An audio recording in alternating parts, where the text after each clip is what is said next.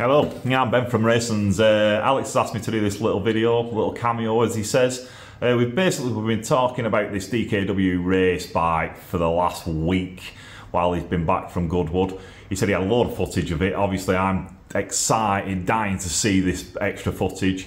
And he asked if I could just do a little talk over about the bike and my involvement with it. So where to start? Basically, I've done the exhaust systems on all the Rotary bikes that Wiz Norton owns. They own 2 Norton Rotaries and this DKW Rotary, plus a Suzuki that they're going to try and build into a race bike. But yeah, they're mad about Rotaries. I made the systems for their Josh Brooks Nortons, which were just cobbled together out of old Micron systems. We did a bit of development work on that. And then off the back of that, Andy said, right, we're building a DKW Rotary using a Hercules 2000 engine, which is the base model for the Norton Rotary. So he said, I want to get one. I want to take it from standard road trim and build it up to the same stage of what Norton took them to, but just using a single rotor instead of using a twin rotor. And then they could enter it into 350 races they were hoping, because it's a 300cc Wankel, maybe 500 races.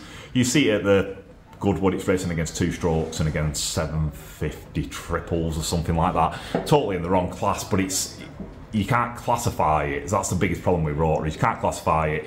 They won't pass noise limits because you can't put silencers on them. Basically, the Norton Rotaries and the DKW Rotary, they just get mad hot. Everybody knows that a Rotary gets mad hot. You have to find imaginative ways of cooling it down, and the way that they did it was to create this clever little thing called an ejector. You'll see on the video that they're pulling off an air pipe across the top of the engine, which is going into the exhaust pipe. You're probably thinking, why has it got 2 exhaust pipes? Well, it's not. The top one is an air pipe, which is the ejector side. The front of the engine's got a big fan on it, and what it's doing is it's pulling cold air through the engine to help try and cool down the crankcases, the actual rotor. And on the back side of it, you've got to create a negative pressure. There's some positive pressure coming in, negative pressure coming out.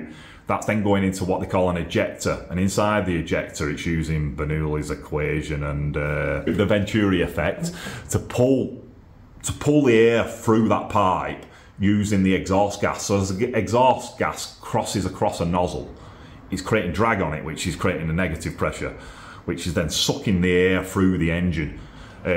So basically I've created that up. We've designed it off a half-scale version of what they have already fitted to the Nortons, and then we copied that, sent it off to Brian Crichton that does all the development work on he did all the development work on the Norton race team.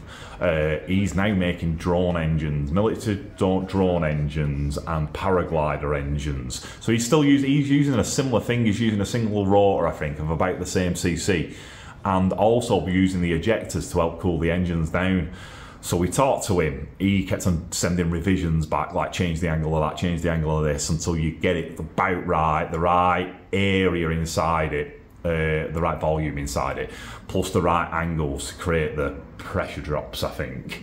Did all that, put it on the bike, and then I've added a little bit of an added Raysons touch by making that ejector float.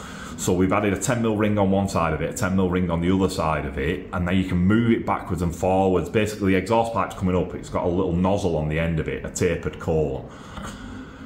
With then on the ejector, will slide backwards and forwards along that. Basically, I put in an 8mm ring on one side and a 12mm ring on the other side. You'll have moved the ejector off the nozzle by 2mm, which should create more drag, I think. If it doesn't, you swap them 2 rings round and it'll move it 2mm in.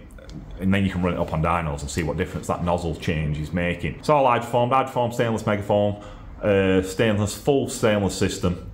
Basically, it's got to be stainless because that bike spits fire. It spits fire, make your ears bleed. The best bike. Just one last thing, Alex. If you're in love with that bike now, it's your favourite bike, you've got to call it the Deke. That's what we all call it. That's its nickname. It's no longer known as the DKW. It's just affectionately known as the Deke. And yeah, you'll see plenty more of it, I'm sure. They take it to Goodwood and they take it to the Manx Grand Prix. The only places you can run it without a silencer on. We recently made a car silence for it, which was the bodgiest thing you've ever seen.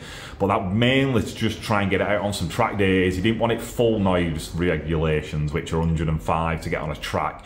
He just wanted it just to scrape through on a track day session. So yeah, we've bodged some horrible... I think the silencer come off a Rotary race car, to be honest with you. Horrible thing. But yeah, we've got that on it just to go testing with.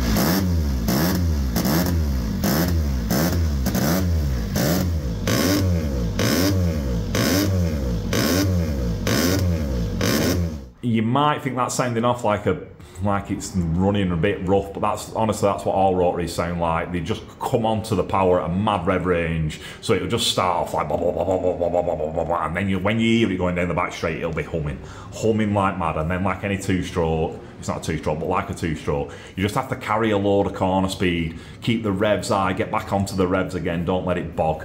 That's why you'll hear them backfiring and all sorts of amazing things of Rotary. It's just really hard to keep running, really hard to get around the track. So yeah, props for having a bike out there that's a Rotary making noise that's interesting.